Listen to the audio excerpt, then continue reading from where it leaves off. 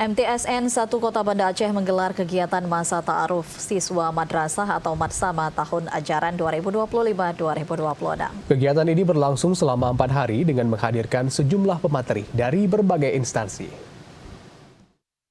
MC Negeri 1 Kota Banda Aceh menyelenggarakan masa ta'aruf siswa madrasah atau matsama yang berlangsung selama 4 hari, terhitung dari tanggal 14 hingga 17 Juli 2025.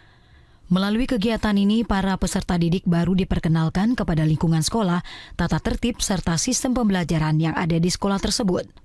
Selain materi pengenalan sekolah, para peserta didik juga dibekali dengan sejumlah materi seperti bela negara, kedisiplinan, pencegahan narkoba, hingga bullying di sekolah. Kegiatan ini diselenggarakan dengan turut mengundang aparat TNI Polri, BNN, dan Dinas Pemberdayaan Perempuan, Perlindungan Anak, Pengendalian Penduduk, dan Keluarga Berencana.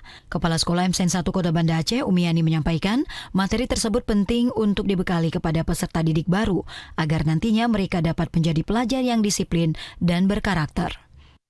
Karakter itu adalah awal keberhasilan anak-anak di dalam menangani hidup, karena adab di atas segalanya. Kalau nilai karakter ini dia tidak punyai, maka dia tidak akan lakukan, tidak akan patuh apa yang ada di madrasah ini maupun di lingkungan luas. Karena karakter itu adalah ciri khas yang diwujudkan oleh negara, bahkan di dalam agama itu salah satunya. Laqad kana lakum fi Rasulillah uswatun hasanah. Jadi akhlak itu yang harus diutamakan.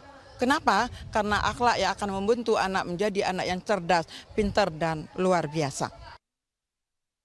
Umiani juga menambahkan seluruh Dewan Guru berkomitmen untuk menciptakan generasi penerus yang tidak hanya cerdas, namun juga berakhlak mulia dan mampu menghadapi tantangan zaman. Dari Banda Aceh, Tim Liputan TVRI Aceh melaporkan.